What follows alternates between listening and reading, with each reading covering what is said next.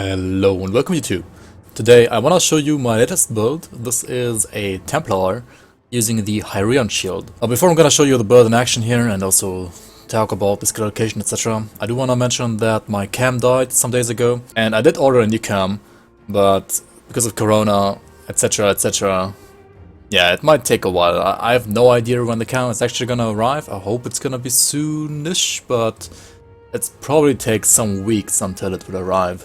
Also, shops are still closed here, so I can't really go to the shop and buy a new one either. So yeah, the next couple of videos are probably gonna be without a cam. I hope you're gonna enjoy them just as much though. So this is a Hyrian Templar. Hyrian is a new shield that got introduced into the game in the last patch 1.1.6, and this is a elemental shield that has like basically flat elemental damage, and also has +1 Arcanus, +1 Nightblade, +2 Aura of Menhir, and +2 Celestial Presence. Apart from the Nightblade stuff, which is kinda bad, because like shields don't work well with Nightblades usually. This is a shield for a Templar, a Paladin, or a Mage Hunter. It works very well on a Mage Hunter, as Neri has shown on forums already. And I think it's also gonna work probably better on a Paladin than on this Templar. Because Templar is not the best class for elemental builds, as it only has fire resistance reduction and no elemental resistance reduction, just like Inquisitor for example would have. So yeah, either Mage Hunter or Paladin, probably the better class for this. That said, I did want to make a Templar, and maybe I'm gonna make this Templar into something else later, but until then, enjoy the Hyrian. Now I can give you a small demonstration here of the build's power, here the dummy, and then I can show you like the skills, how they look, etc. So let's start here at the full minute.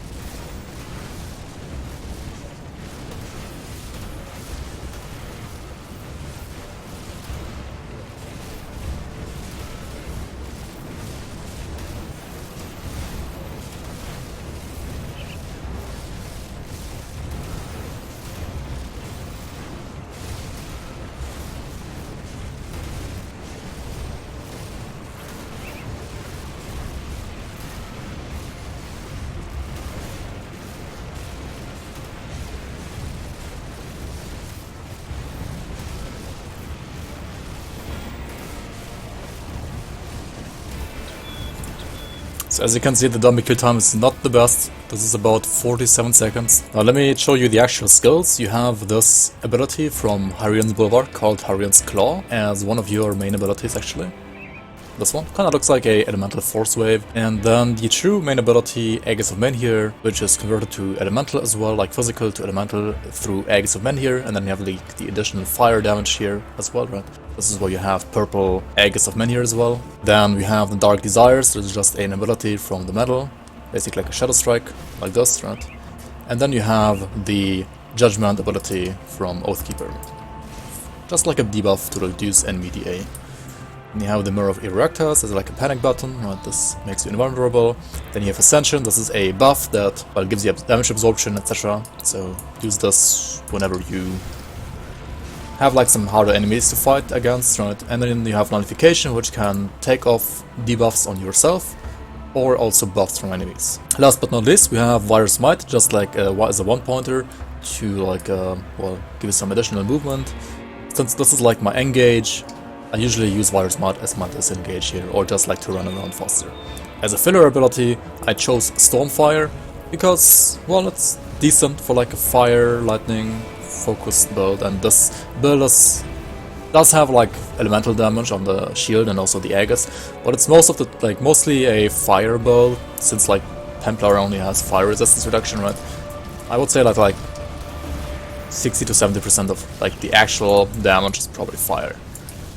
Also went with this dual shield, triple, quadruple Dawn Shard style, which kind of fits the Templar pretty nicely here, since we're using this Dawn Shard gaze anyway here. So how exactly does the fighting with this build work? I mean, you can face tank lots of stuff, because you are using a shield, you are using Ascension, you are pretty tanky as a Templar.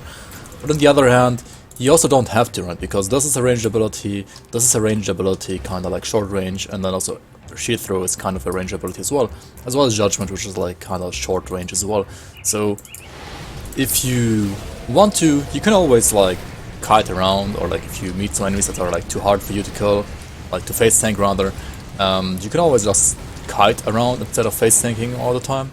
So yeah, like this is pretty flexible on playstyle. Alright, let us talk about the skill point allocation. So we are a Templar, making us an Arcanist and an Oathkeeper. And Oathkeeper is kind of the main here, I would say. Aegis of Menhir is our main ability. We max this out. We put 10 points into Avenging Shield, like 10 out of 12. To get like +4 targets, and then we max out Reprisal for the burn damage as well as the CDR chance. 1 point into Safeguard because we're using a shield. Max out Presence of Virtue because it's always pretty good. 5 out of 10 points into Haven. You could put more points here. This is a shield user, so more points than 5 are also pretty nice. Just a 1 pointer into Rebuke. This actually translates to 5 points. 5 out of 7 Resilience here as well. Ascension, hard capped. Really good ability. 1 pointer to Clarity of Purpose. Judgment is like a 1/1/1 pointer or something, right? It's like 1 pointer here, 1 pointer here. This is mainly used just for the A reduction as well as the ability to proc devotions with Heart of Wrath. Fire Smite 1/1/1 because we're like mostly dealing fire, so like the Volcanic Stride, Fire and Burn is like also dealing some damage. 1 point into Guardian of Empyrean. And then we max out Celestial Presence as high as possible because, well, Templar only has this one ability for RR, so we kinda want to get as much as possible from at least the one RR ability that we have. The Arcanist side of things, 1 pointer into his Contrast, Soft Cap, Overload, and Soft Cap Elemental Balance for like crit damage and OA. 1 pointer into Mirror of Erioctes as well. Maxed out Maven's Sphere of Protection here, 14 out of 12. It's the highest we can get on this setup, with 2% absorption here. 9 out of 10 Conversion, because CC resistances aren't like the best on this character. Otherwise, you can also drop this down to 6 points. Inner Focus, 12 out of 12. If I had the DA to put more points to the Spirit, to like actually do a Spirit dump, I would probably max this out, but I wasn't able to do that here. 1 point into Arcane Will, 1 point into Nullification, 1 point into Mental Alacrity, 1 point into Fabric of Reality. All of these are pretty nice. Nullification really good, Dispel. And I actually chose Star Pact for my exclusive. And speaking of Star Pact, you can put this down to 13 out of 12 for the 11% CDR. 14 out of 12 is not going to give you like another point in CDR, so 14 isn't even that good. 13 is like where you want us to be. Like the uneven numbers are really good here. And the 1 point retrieved here, we can put like wherever we want to. I mean, we're very flexible here. You can put it into Mirror, into Nullification, into Overload, into Crushing Verdict, into Clarity of Purpose. All of those points are nice. Also, Haven is okay. I'm gonna put it into Crushing Verdict here for the extra 19 flat DA reduction. Now, talking about devotions, there are many different ways to approach this. So like, first of all, I try to approach something like triple tier 3, as in Blind Sage, Ataxeru, and Leviathan. That was decent as well, that was not bad. Currently I'm trying Bat, Ghoul, Solaris Witchblade, Hyrian, Magi, Phoenix, and Ultos, and also Elemental Storm. But I'm still not 100% sold on either devotion tree. Maybe I still have to like go back to this build at some point and figure it out properly. That's everything that I'm gonna show you here in this video will be about the build having these devotions, and the build is already decent with these devotions, but maybe you can optimize it a little bit more. Speaking about the gear, you have the Hyrian's Bulwark as basically core of the build. Like, I wanted to make a build around this shield. For the helmet, I chose to use Dawnshard Gaze. This one does give you +1 targets to Aegis of Menhir and also more elemental damage to Aegis of Menhir. Kinda going with the elemental theme here, and also the amulet has 100% Fist to elemental to Aegis of Menhir and also more elemental damage to Aegis of Menhir. Basically, these 3 items are kind of the core as well. For the sword, I went with the Blaze Heart. This one does give you CDR for Aegis of Menhir and more burn damage to Menhir. Also +1 Oathkeeper and Vitality and Chaos to Fire conversion, which does help with, for example, Bat conversion. Also, the Slight's Oath has Piercing to Fire conversion, which also helps with Bat conversion. The other living ring here I'm using is a Stalwart of the Drangul, which is obviously really sick. Feel free to use any other living ring or even a combustion ring instead. For the chest, I'm using a one-piece Virtuous Armor because there aren't really that many other good alternatives here. You could also always choose Fate Weaver's chest, obviously. That is never bad. Or whatever you come up with, right? Maybe like some green chest, like maybe Galacross or something, I don't know. There are lots of alternatives here as well.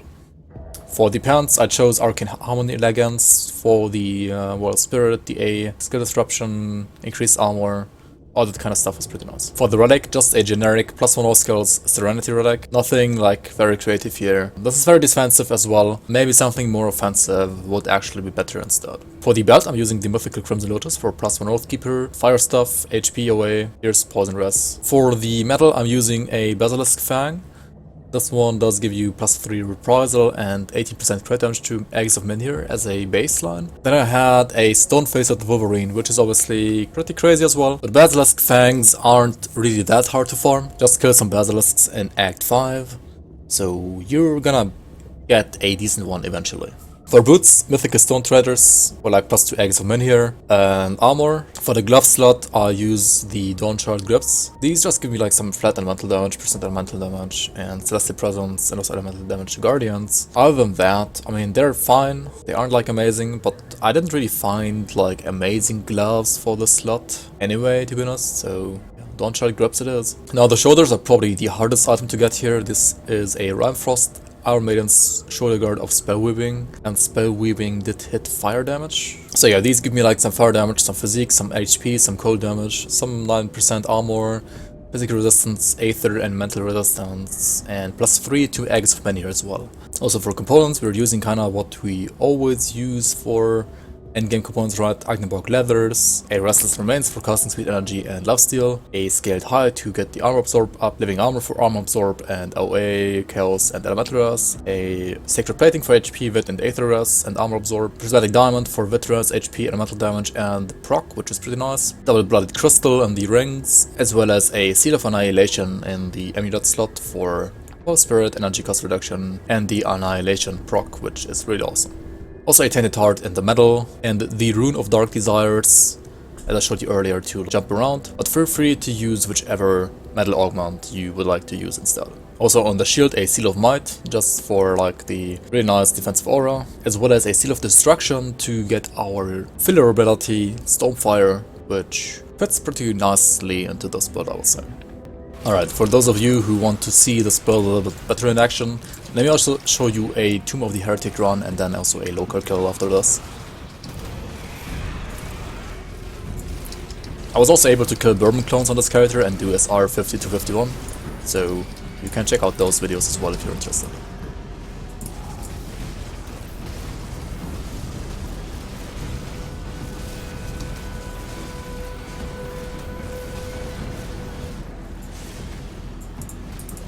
Also before the Tomb of the Heretic, I'm gonna show you a quick Ilgorr and Alkamos kill as well.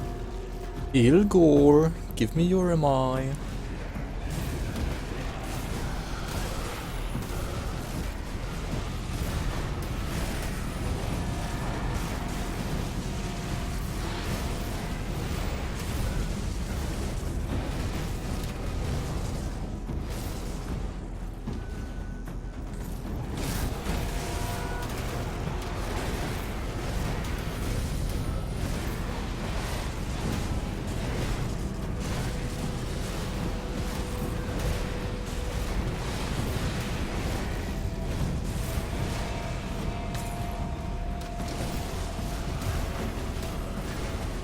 Even for an enemy like Alkamos, tankiness should still be like no problem at all, right?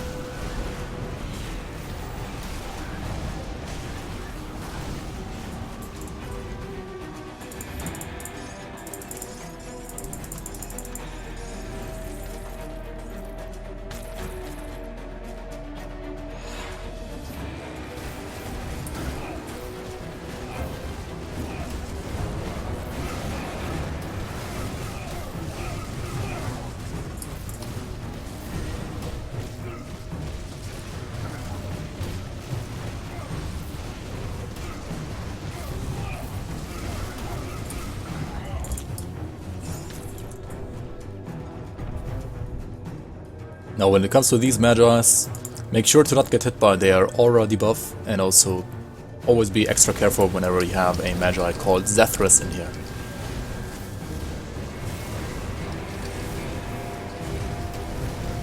Or you just get hit by it and then nullify yourself, right? And then you cleanse yourself from the debuff anyway.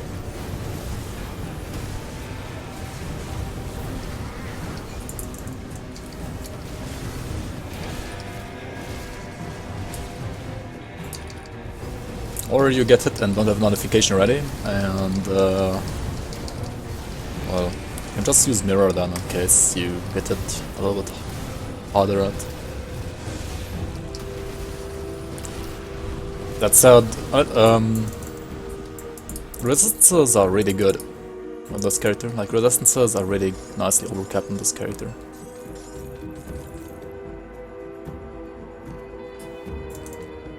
And you got the Dark Mantle, nice. It's a good drop. Alright, let's see how this build can tackle this room here, right?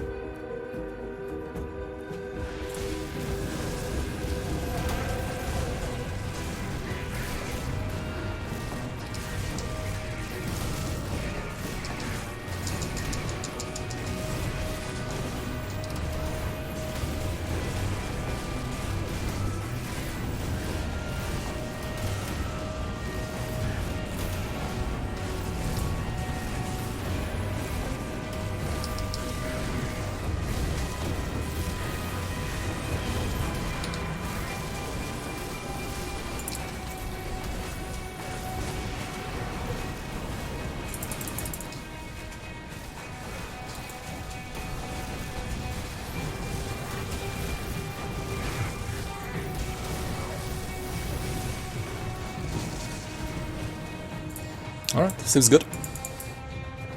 It wasn't too bad actually. As long as you manage your mirror and your ascension properly, you should have no problem here in this room. Also here at this shop, you should always make sure to buy the purple mat that you get here. And if you don't have the conduits yet and he sells some conduit recipes, make sure to buy them here as well. Morgoneth, here we go.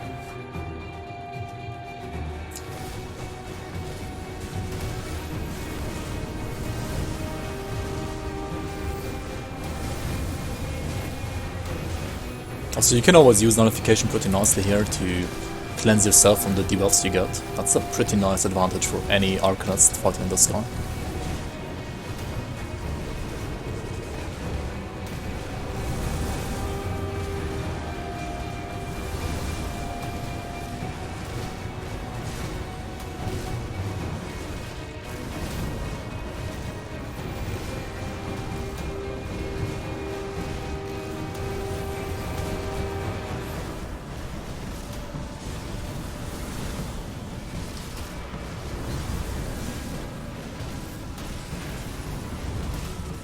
That said, his debuffs can be pretty annoying, right? And the fight can take quite some time, but as you can see, the build can just pretty easily face tank Morgoneth.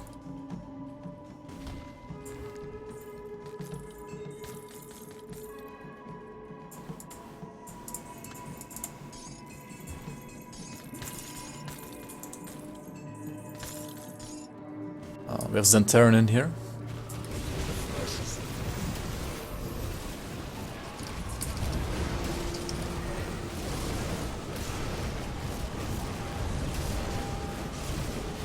One thing that you might have noticed though is that this build is really slow, right? Has like no movement speed whatsoever. So we got Laria, Durg, Benjar and Inara. That should be pretty decent, I guess.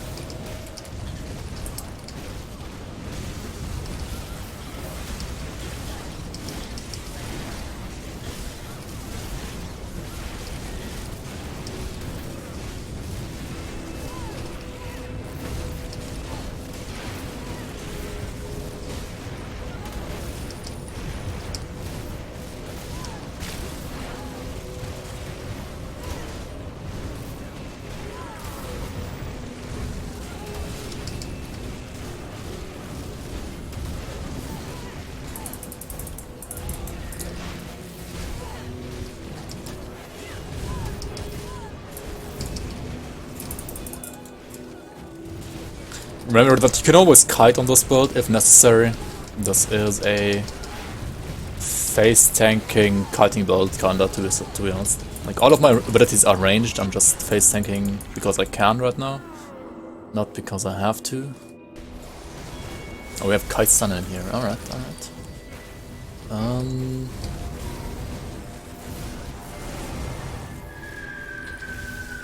I might be a little stuck here. I kinda wanna kill him, like, let's not kill him by picking up the souls. Let's just kill him by actually killing him. No mercy.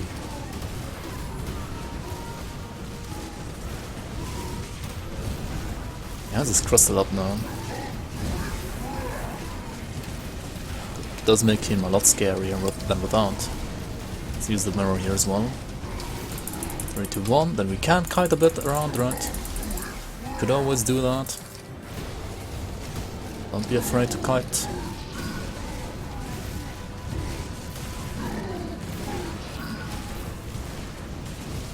And that's probably the slowest Kaisan kill ever, but it can be done.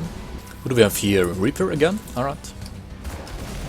This time we actually kill him, right? We don't like kill him by despawning, we actually kill him by killing him. This might be interesting. Let's cleanse the spirit debuff that we got here from these spirits that he spawned. And yeah, I mean, apart from that, he's actually kinda easy, right? So we have here, we have Galfang, some poison Naven, Valdron, and Drag of Arc. Alright, that should be okay. Shouldn't be too bad, right? Let me nullify myself, thank you.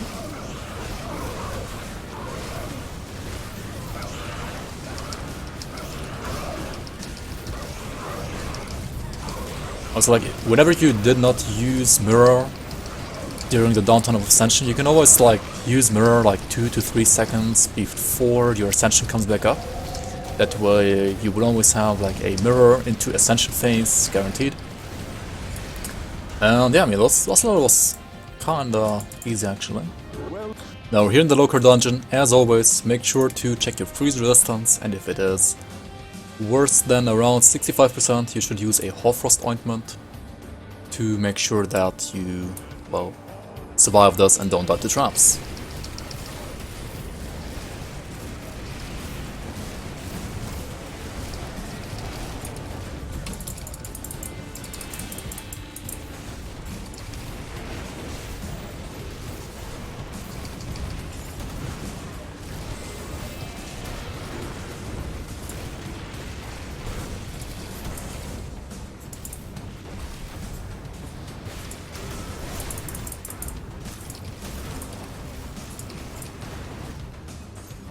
Also, yeah, don't forget about arcane mobs in here. I actually got like a double arcane pack here, which is why I had to like be kind of careful here and cut them around, as you could see.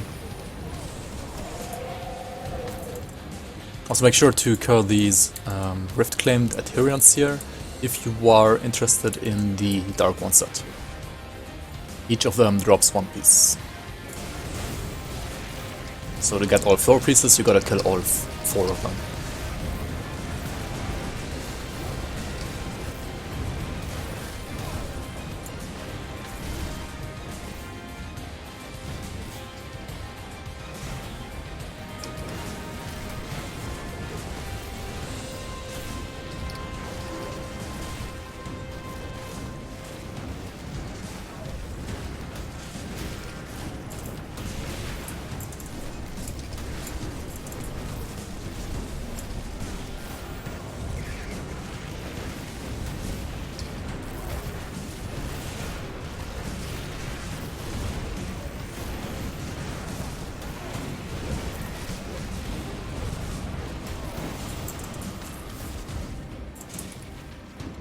So about Lokarr, I hope this time it's not gonna take as long as the first time when I fought this guy, right? That was kinda memey.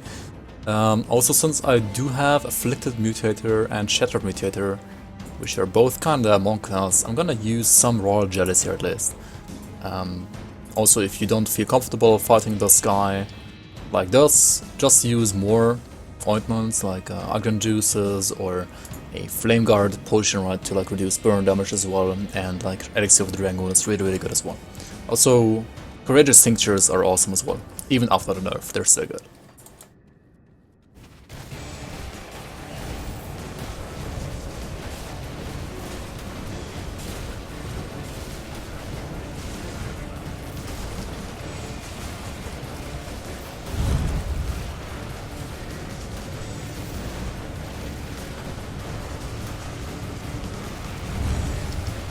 There he proc my ghoul. You can see how my HP instantly got up again.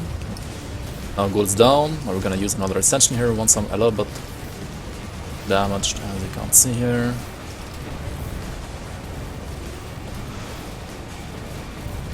Now we could try to use a courageous tincture here after ascension is down and see if we can survive like that with a pot. Can't, then we just use, yeah, Mirror of Erectals, maybe a little bit earlier next time. Also back to Ascension. Ascension is really good against this guy, as you can see. It's just crazy how much this can absorb.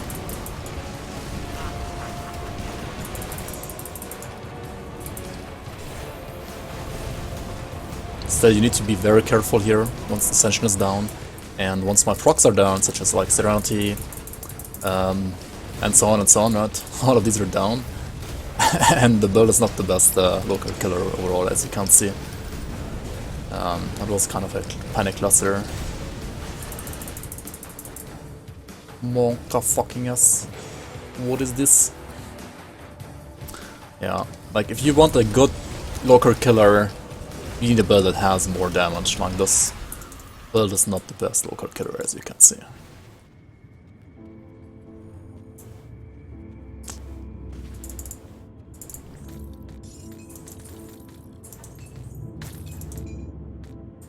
But hey, even though this is still kind of a meme build, and I do suggest to you that if you want to play a character like this, that you probably should roll a Paladin instead of a Templar. I hope you did enjoy this video. Let me know if you made a Paladin with this, or tweaked this around as a Paladin or as a Templar as well. Let me know what your take on the Hyrian shield is, and feel free to post that down below in the comments. Anyway, thanks for watching this video, and I hope to see you around on the next one as well. And hopefully my cam is not gonna take too long to arrive. See you around.